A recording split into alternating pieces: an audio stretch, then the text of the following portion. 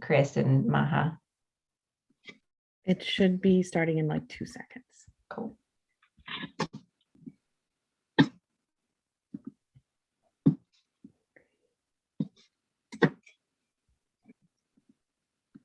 Okay, I think we're good to go. Yeah, it says meeting is now streaming live. So, okay, great. So some of the things that I will chat with you about are pretty wonky, but I do appreciate some of the discussion that happened right before this session, which was about narrative and who owns the narrative and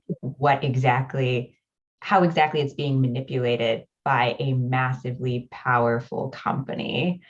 And I'm going to kind of go into, I know all weekend y'all are talking about power and the ways that that power has just distorted so many parts of our democracy, our culture, our cities, our working conditions, our labor, et cetera, et cetera. So I'm going to talk about this. I didn't expect you to be behind me. I'm going to talk about this from the housing perspective. So do I have screen sharing abilities? Yes, you do now. Okay, cool. Let me see. Okay.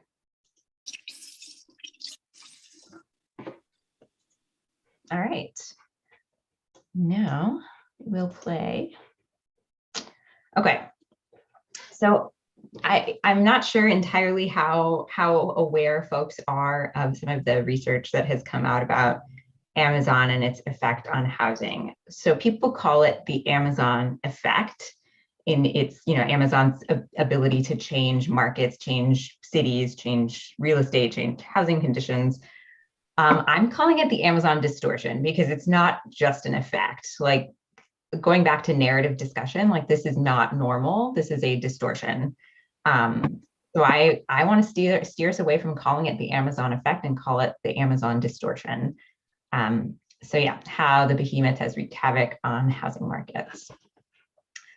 So the Amazon discussion in Northern Virginia it's not new, but it's new in comparison to where the company started. So just some background, Amazon just started it, just before the mid-90s in Seattle. And it grew and grew. It was obviously, you all know, it's like this online bookstore. And one of the times that sociologists believe that it had where things just skyrocketed and everything changed was in 2010. Amazon moved from it was like in a clinic that had been empty, vacant for a long time. It was like I think it was Beacon Hill Clinic. And so it moved its headquarters in 2010 to South Lake Union, which is a neighborhood in Seattle. The area was mostly industrial. It was kind of like warehouses, parking lots, but the neighborhood, the residential part of the neighborhood was like 60% Black and brown, but mostly Black. And so they claim, they tore down, they razed a lot of the neighborhood. And so I want to be clear that at that time, they did not own any of that land. They were leasing it. They were leasing their previous spot at the old clinic. Then they moved into South Lake Union buildings. So those buildings or that space was this massive space that the owner of that Vulcan, the company is called Vulcan, and it is owned by someone. What is his name? Oh God, I'm sorry, I'm going to forget his name. But the owner of Vulcan was the co-founder of Microsoft with his high school buddy Bill Gates.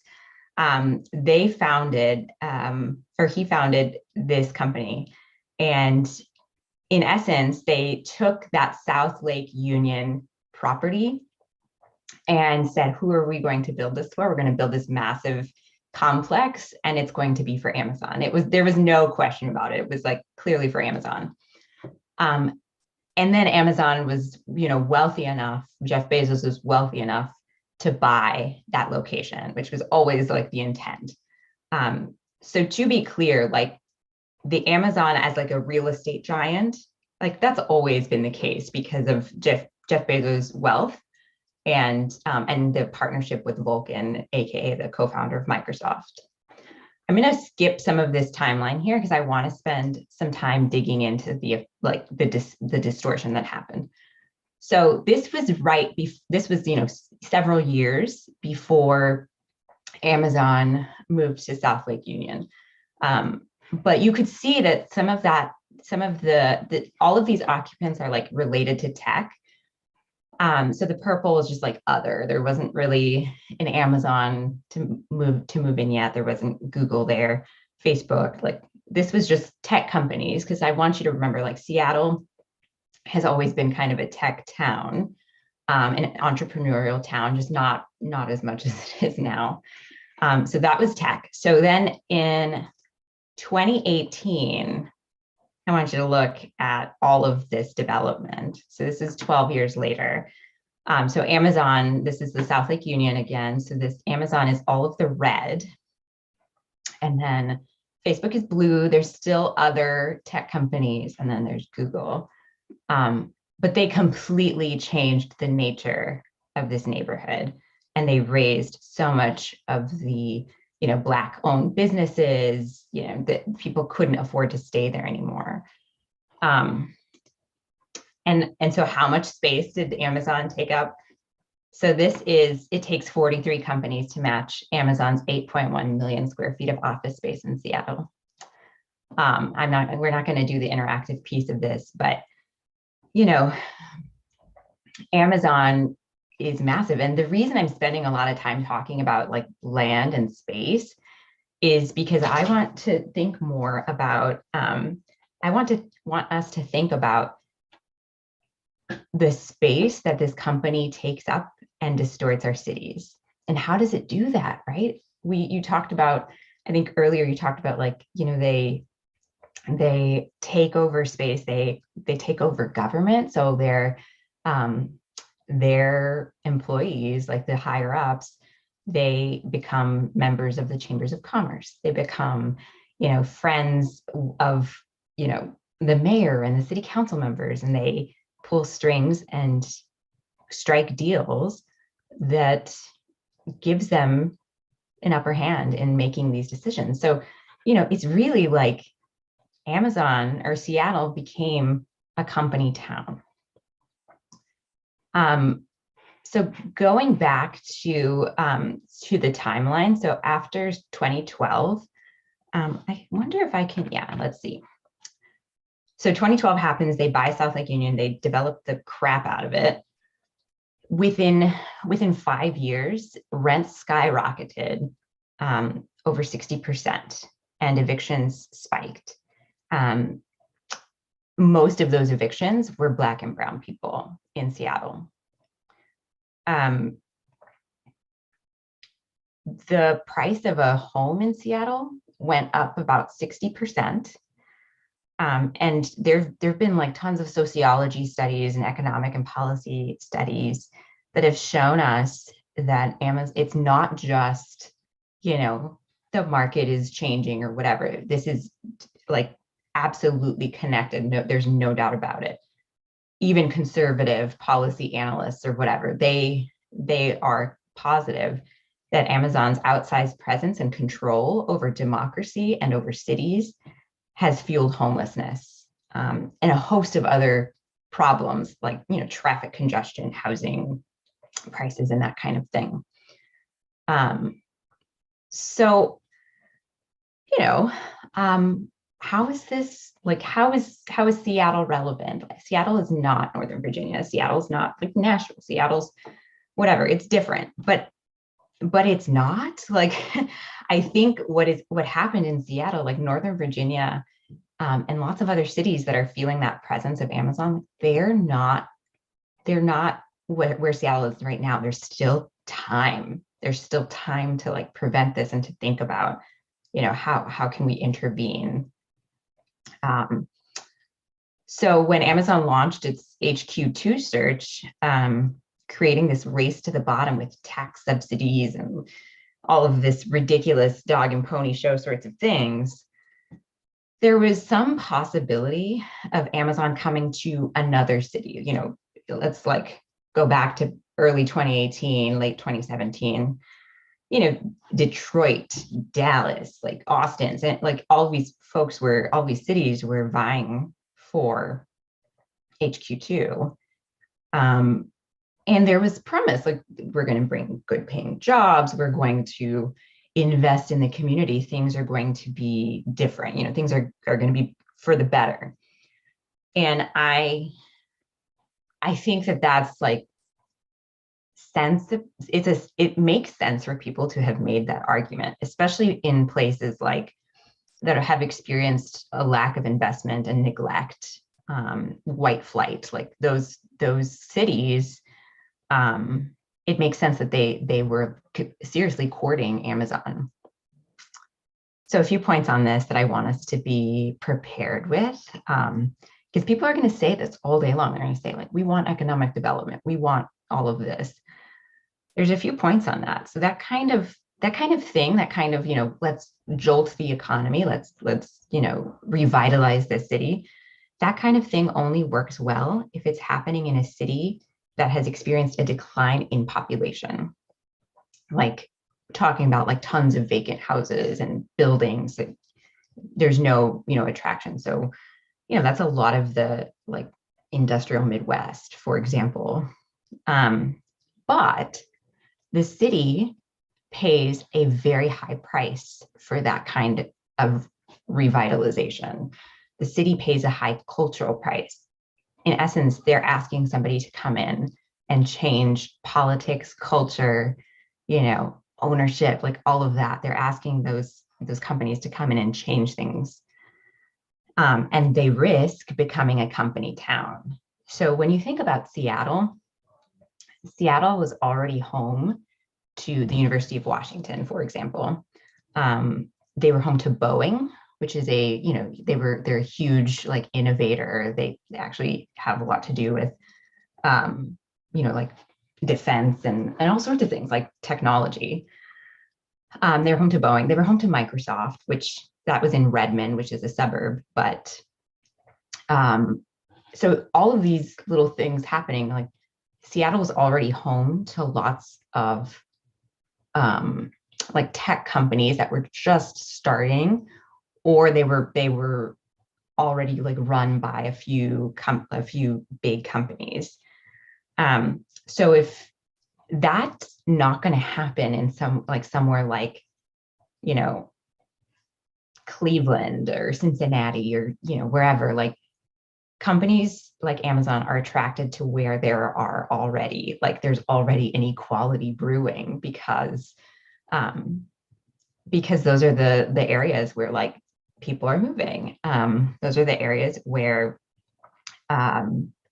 folks have there's lots of opportunities. So yeah, and then and most even conservative policy people, progressives, absolutely, they warn that this like Amazon distortion will make housing conditions worse, clog traffic, and will heighten inequality when Amazon comes to a city that's already kind of happening. For example, Northern Virginia or the DC metro area, home to like lots of lobbyists and policymakers and schools and defense industry and tech and, name it, like Northern Virginia has it, like the DMV area has all of that. And so of course, Amazon chose this area for HQ2. There was never any real competition, like, let's face it.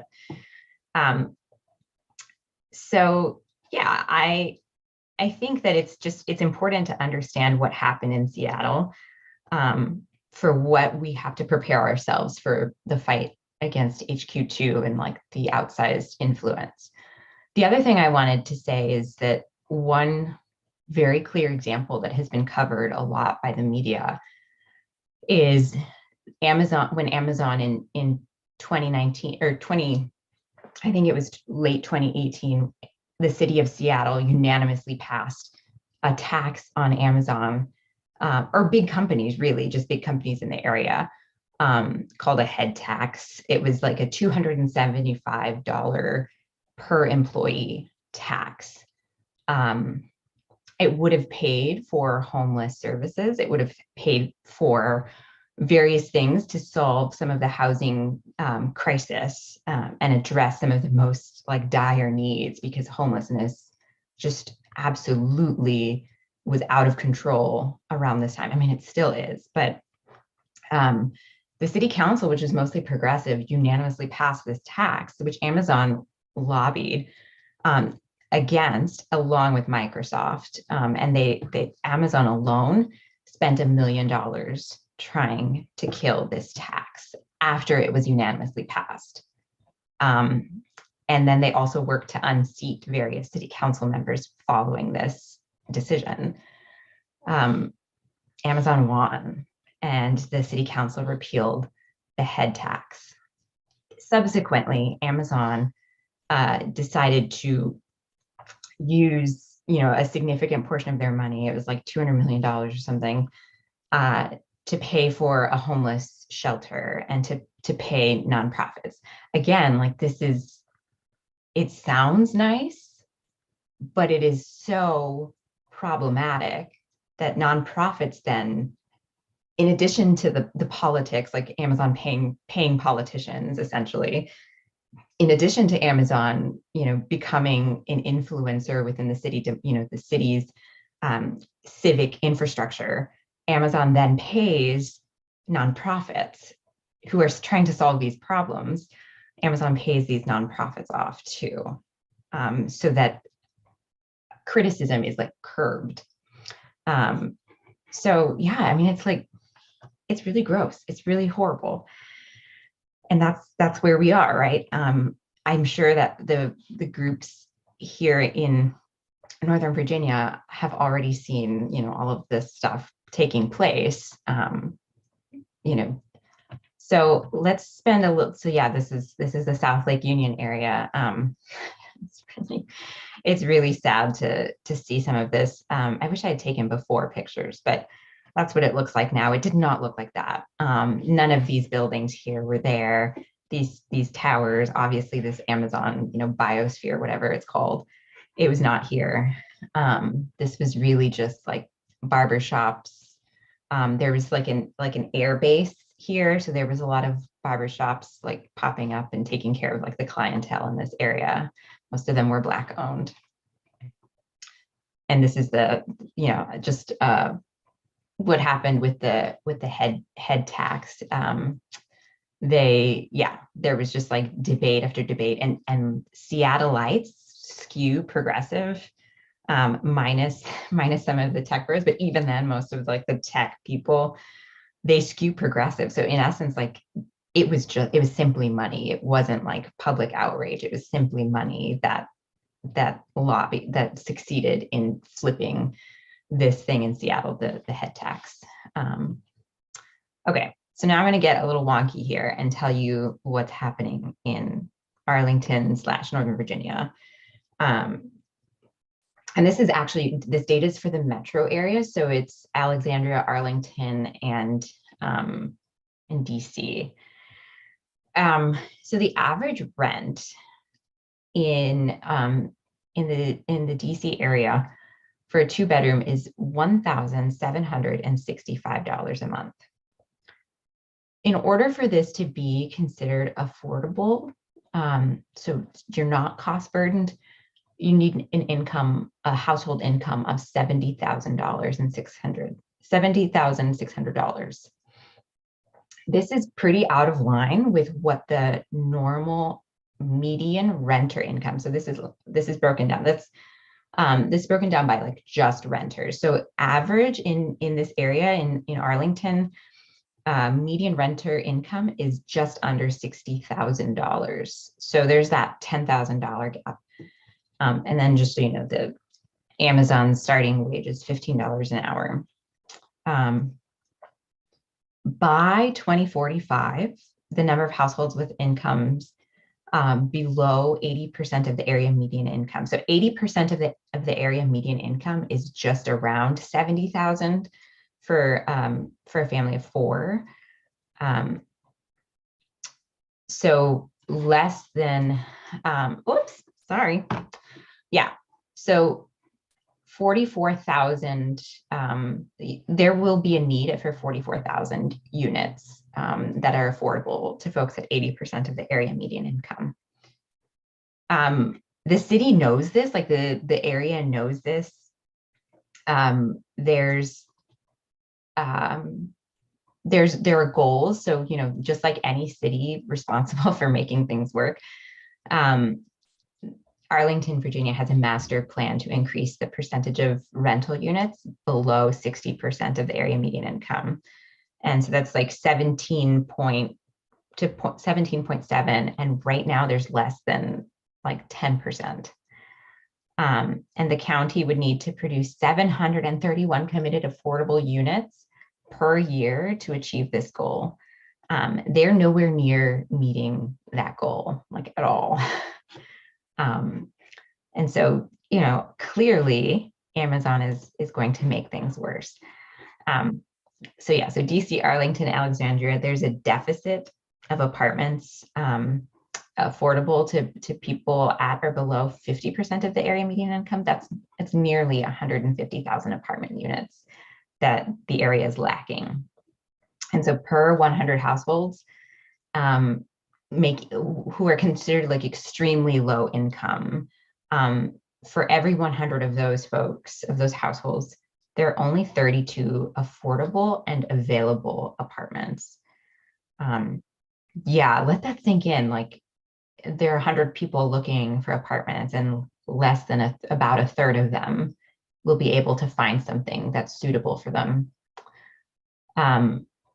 And you know, the same thing for people who are just slightly above that extremely low income. And it's called, you know, officially by HUD guidelines, it's 50% of the area median income. So there are 52 apartments available and affordable to them. And then I want to emphasize that, you know, at 80%, which is around, I think it's like around $70,000 of an annual income, there's like almost sufficient apartments. There's 99. Obviously, there could be more. There always should be more housing, enough housing, abundant housing for everyone. But yeah, there's 99. So, you know, one person might be stretched thin, or one household might be stretched thin. And at 100% of the area median income, there are 105. So there's a slight surplus. You know, so these are median list prices for single family homes in Arlington, Alexandria, DC area. So in November 2018 was when Amazon made their HQ2 announcement. So just right before that, houses were listed at 700, median list price was 780,000. And just a couple of years ago, less than a couple of years ago, like look at how much it shot up. Like just between the announcement, just a month after the announcement, prices shot up 50%. And yeah, it's like no joke, it's continuing. Yeah, it's really wild. Oh, there we go. So now I'm going to spend some time. First of all, let me pause here, and I want to see if there are like any questions or comments, because now I'm going to get into like the really wonky stuff. So I want to make sure there's a chance to ask some of those clarifying questions about this data. I'm also happy to, like, you know, make it a little bit more understandable if we need to. We good? Any questions in the chat maybe?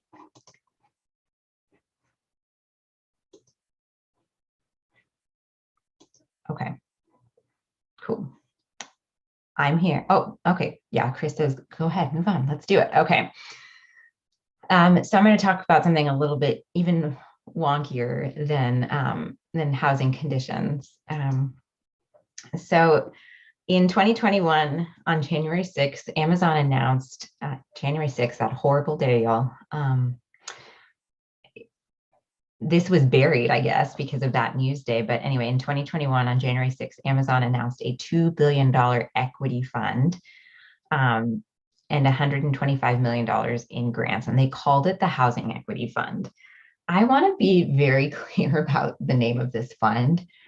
I think most people in like progressive spaces, or even just like normal people aware of like what's happening in the mainstream, would see the name Amazon Housing Equity Fund and they would say, oh, this is like Amazon's attempt to achieve some housing justice, some semblance of housing justice. This is not what it is. Like, these are bank loans.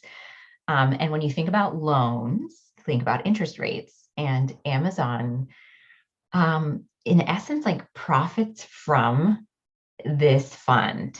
They make it sound magnanimous. They say like, oh, developers of color especially are our target. We want to make sure people have the equity, the housing equity that is the like capital to build housing that is so badly needed in this area. So it's like their effort at it's PR. I will just say that it's PR. It's them having it's them trying to find a way to get ahead of the bad press and like not only the Amazon effect that is widely known, the Amazon distortion.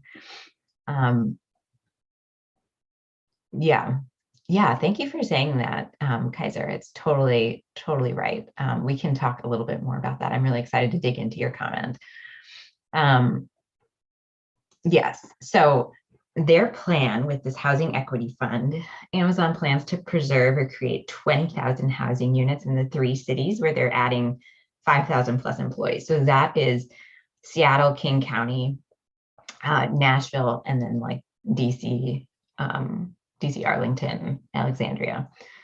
And they say that the housing will be affordable to people earning 30 to 80% of the area median income. So under federal standards, that's considered like low income. Most of the people in DC who earn 30 to 80% of the area median income, they are, service workers, folks working in the like hospitality industries. They are freelancers. They are like childcare workers. These are folks that don't have, some of them are like secretaries, janitorial staff, like that kind of thing. So the housing is supposed to be affordable to all of these folks. What we have seen is that the commitments that they've made, the housing commitments that they've made, are actually affordable to 80% of the area median income. And that's sort of like early career, like policy communications, project managers, those kinds of jobs that are more like white collar, professional, like 9 to 5, Monday through Friday sort of thing. Again, they said that this money will go to minority-led developers and organizations and public sector agencies, which, drives me nuts, because public sector agencies means that in some ways, those public sector agencies benefit from like federal subsidies. In some essences, they are funded by like federal grants, local grants, taxpayer funds. So what's happening is that some of this money from the Housing Equity Fund is like a reverse tax. That means that taxpayers then will end up paying for the service of those loans provided by Amazon. Yeah, it's pretty gross. And I will say that Amazon is not the only one to be doing this. There are other tech housing funds that exist. So Google, Apple, Microsoft, Facebook, they all have, some form of this model. They're really, so for example, Microsoft has said in its materials that they intend for investors to make a modest profit off of their housing fund. Google, in essence, has the same sort of thing. Its fund is actually mostly land that they have intended to go to it's public land, or no, I'm sorry, it's Google owned land, and public agencies, public sector agencies can then build like affordable housing that has like a 99-year ground lease.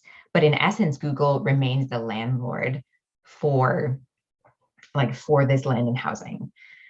And Facebook also, like their investment in housing is mostly intended to pay 80 to 120% of the area median income. So that means it's not really for low income households or households that make low incomes. It is intended for their like early career workforce, early to mid career workforce who make, somewhere between $100,000 and $120,000 over in Silicon Valley and in Austin, actually, which is where I live. Yes, how much will actually be under 50% of the area median income, and how many will be family units? Yeah, great question. Very little that will be under 50% of the area median income, household income for the median or middle household in the region. Yeah, that's right. And I will say area median income is adjusted for family size. So the bigger the family, the higher the adjustment. It really seems that almost everything funded from the Housing Equity Fund is around that 60% to 80%. And so far, nothing is really under 50% so far. Yeah, and I just wanted to recap and say, this is Amazon's MO.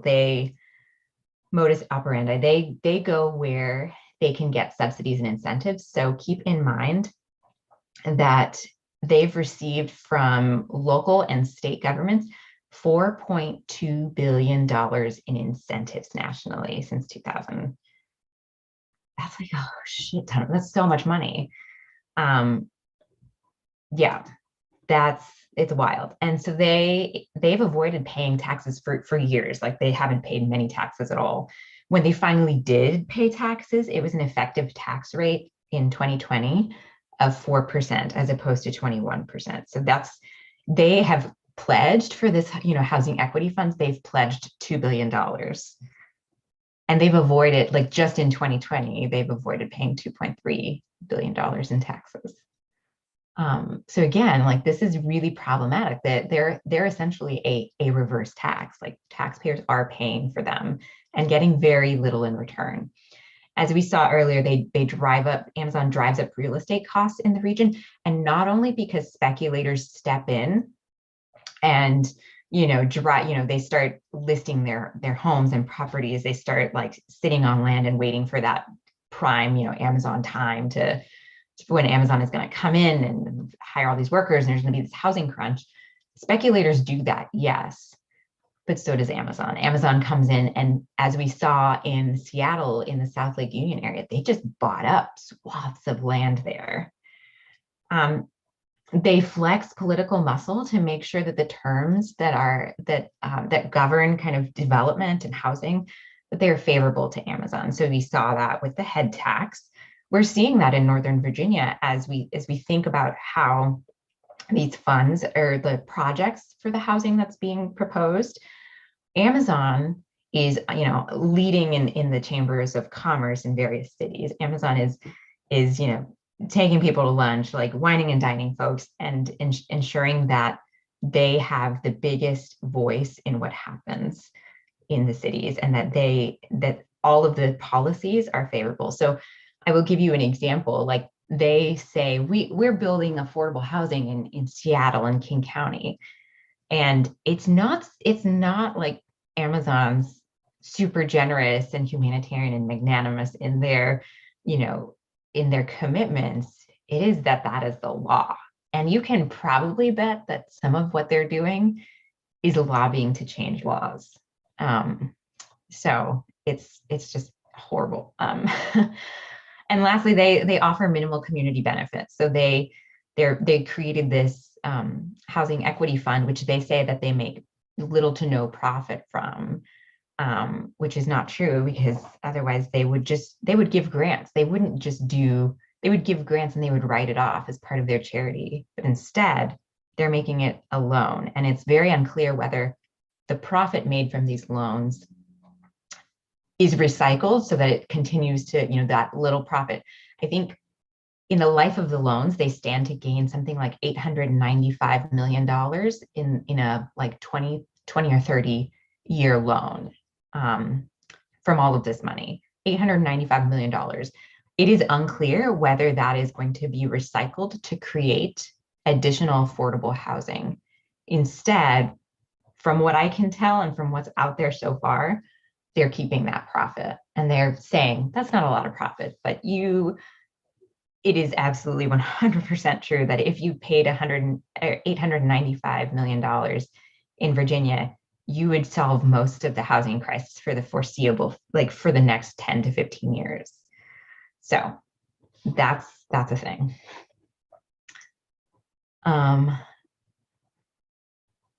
Yeah. So, all right. It's a lot of gloom and doom. It's a lot of bad stuff. But I want to talk about some of the ways that folks can think about like 3 big buckets of strategies that combat this before Amazon becomes, or before Northern Virginia becomes Seattle. So something that the other tech fund, the housing tech funds, which again, I'm not saying are good, they're not good, but in some ways they're a little better because some of those Google, Facebook, Microsoft tech funds, housing tech funds, they go to funds that already exist. So for example, they might go to a housing trust fund in the city of Seattle. So the city of Seattle ultimately, like technically has the last say in what happens with those funds and like what projects are created. In Northern Virginia, in Nashville, where this housing equity fund is happening, it is Amazon's fund. They have complete control over who gets the projects, what they look like, the terms of tenant, like the terms of tenants' leases, like all of things like that. These funds should be under people's control so that there's, people can shape the housing that exists and the housing that will continue to be built. In addition, like the housing that is under people's control, that is maybe like funded by a housing trust fund, that method of funding puts housing and land in community control. And in essence, that can be affordable forever. There isn't terms of affordability like in Amazon and Google, and those are like 20 to 30 year affordable housing terms. So as much as possible, funds should be under people's control. So that's like an intervention that people can ask for and demand. Public pressure, make them look bad. Like we're gonna spend all this time talking about how bad Amazon looks, but like I think people care. Like I mean, I hope, maybe that's optimistic, but I hope people care that Amazon has gotten, $4+ billion in tax subsidies, is essentially paying less taxes than anybody on earth I know. I mean, aside from like, wealthy billionaires who like figure out a way to go around the tax system, but like that Amazon is paying fewer taxes than any of us, and we should be resentful of that, and we should make them look really bad. They are not doing enough for all of the things that they have been given. And lastly, this in the same way that that Congress attaches riders to bills, I think the public can attach riders to some of the things that Amazon is doing. So Amazon is governing, essentially governing like housing conditions wherever they go. They're essentially a landlord and a real estate, massive real estate firm. They, et cetera, et cetera. There are a lot of things, but in their development of projects and housing, like, okay, maybe we don't get control of it. Maybe we don't, have a say in it. Maybe we ask city officials to attach riders. So things like eviction protections, like tenants' rights to organizing, inclusive zoning, right to counsel, really deep levels of affordability that don't exist within statute or within laws, but maybe Amazon's, playing in the housing space, maybe they're willing to create some sort of like experiments, programs, et cetera, that would bolster tenant protections and would create things that would alleviate some of the stress. Yeah, and let's see. I think that's all. I think that's all I have for you. Yeah, some of my sources. A lot of this research was done, or some of the housing equity fund research was done through Power Switch Action, and with special thanks to Cynthia Guerra. So I'm going to stop sharing, and we can like talk to each other for a minute if you'd like. But I wanted to leave time for some questions.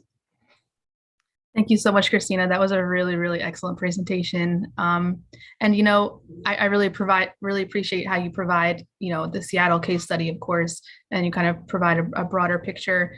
And then looking into the different places that the Housing Equity Fund is going into, and going into the DMV as well. And before we get into questions, I wanted to invite Luz to speak about some of the really specific housing issues happening in Northern Virginia in particular. So let me go ahead and read Luz's bio, and then after Luz shares with us what's going on in Arlington, we'll take some questions. So Luz del Carmen Salama Tobar is a Salvadorian photographer. Born in Sonsonate, El Salvador, she is of Nahuatl Pipil indigenous roots and was raised in Falls Church, Virginia, after immigrating to the US. Her work centers around the violence of capitalism, exploring topics of immigration, displacement, and everyday life, highlighting the importance of cultural representation and giving a platform to marginalized voices. Tobar's work additionally explores pain, loss, and love through the use of a surrealistic style. She is also an organizer and co-founder of a Virginia-based collective called La Colectiva, led by Latinx individuals. She received her BFA in photography at the Maryland Institute College of Art in Baltimore, Maryland in 2018, and was awarded a Fulbright Fellowship in 2019. She was a visiting scholar at the University Don Bosco in San Salvador, El Salvador, where she did her Fulbright research. So Luz, are you there?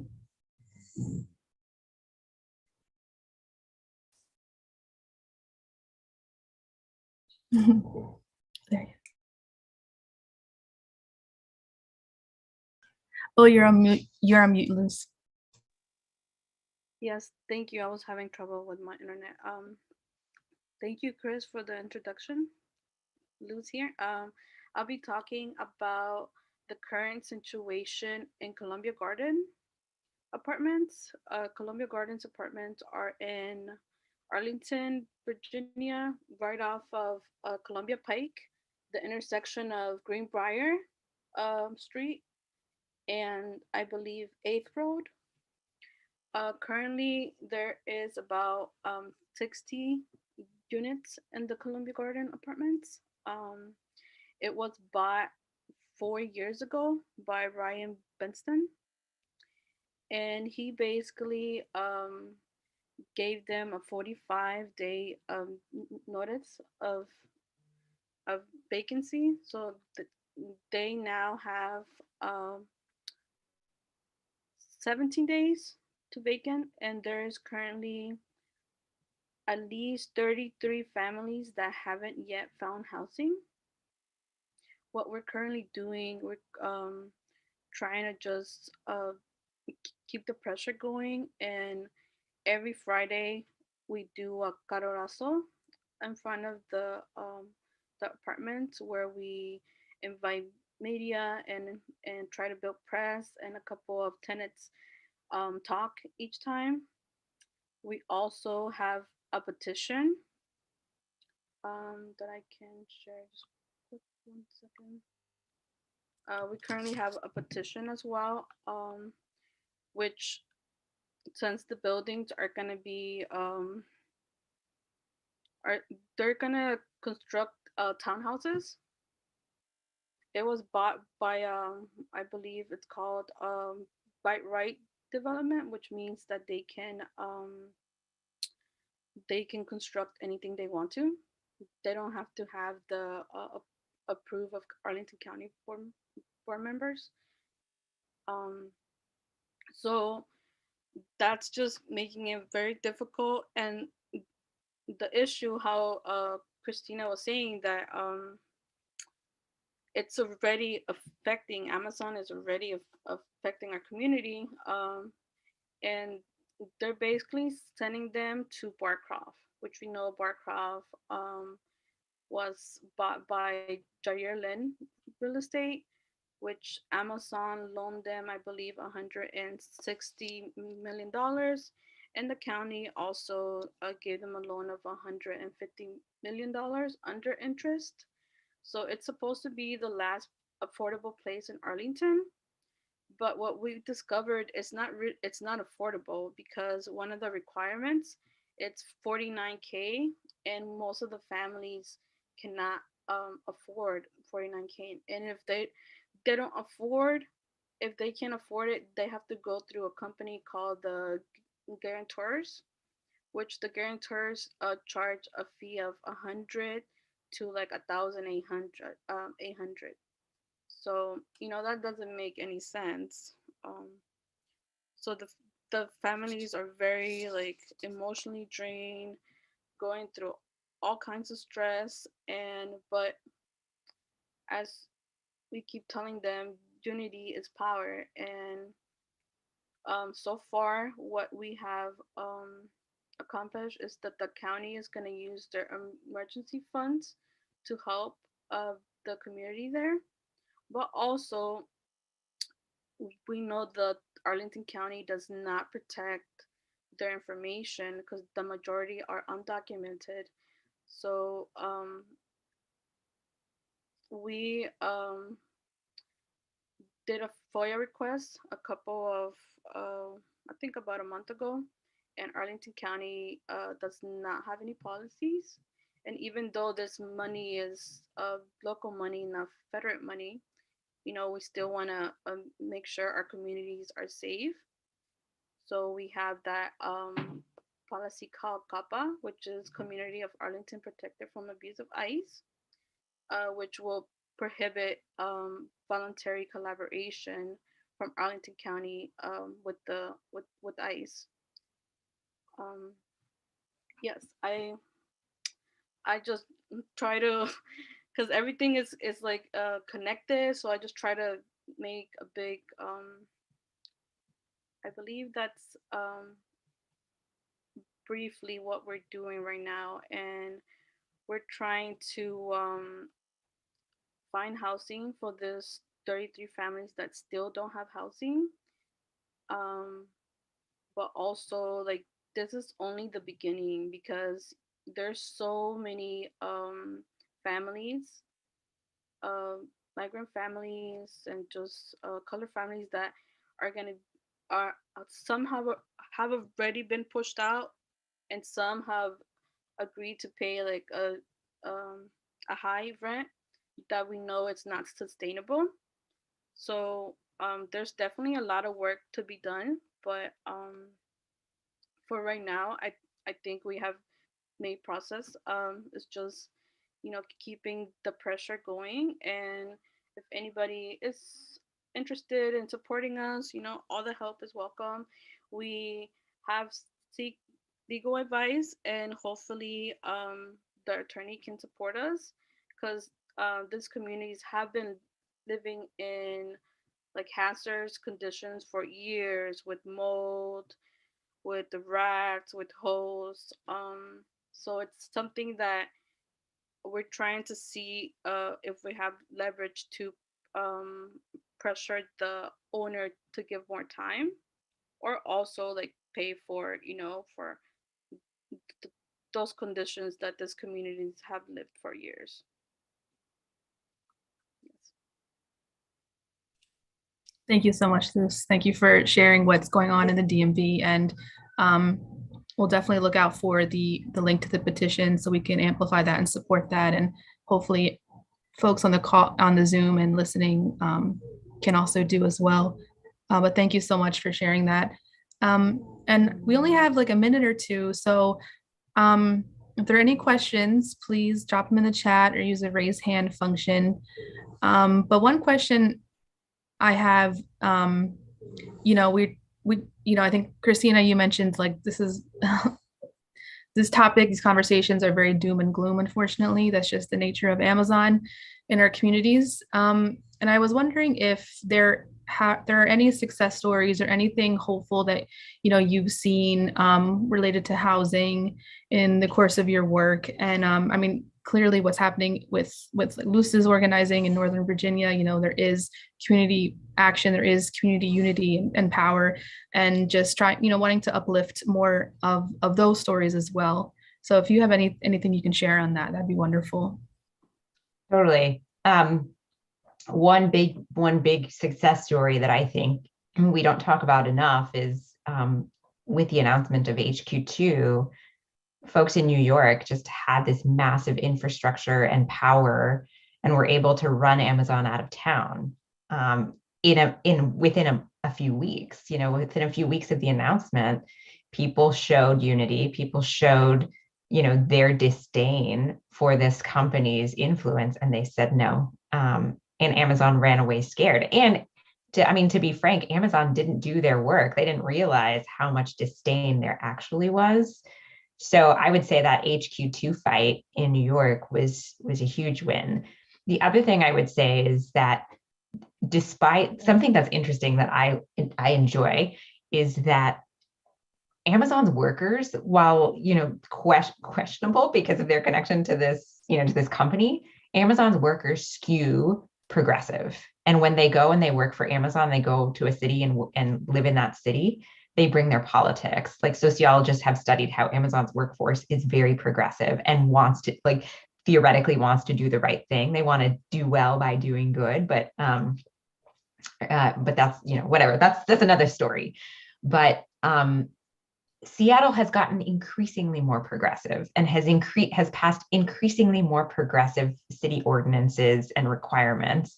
And they have been able to tax Amazon, and they have been able to get money so that they could, serve affordable housing and the need that is so massive there. And I think, but they're kind of too late. Honestly, they're a little bit too late for what is happening, but it's not too late in Northern Virginia. I know that sounds like you're like, no, but I think that it's true. It's like not what it is in Seattle. So yeah, so I think just so you know, like, I know that the politics in Northern Virginia, it's kind of like, I don't know, it's not exactly progressive. It's not like Seattle at this point. So with kind of a flip in culture, like hopefully Northern Virginia's culture and stuff isn't necessarily like swallowed up, at least the good parts, but you can count on things skewing a little bit more progressive just among like the populace, not necessarily among politicians. So that's something to keep in mind and start getting people that narrative and like reeling them in when you start, when new people start coming in. So that's what I would say. All right. Thank you so much. Thank you so much, Christina, for your insight and for your experience, your knowledge, and for sharing that with us. And I feel a little better knowing some things that have been really successful in implementing, and also having some tools at our disposal, additional tools at our disposal to fight back and push back against Amazon, especially in housing. So thank you so much for joining us today. Thank you all, and thanks for all of the work you do. And Luce, I'm with you. I'm supporting you. Yeah, thank you for your support.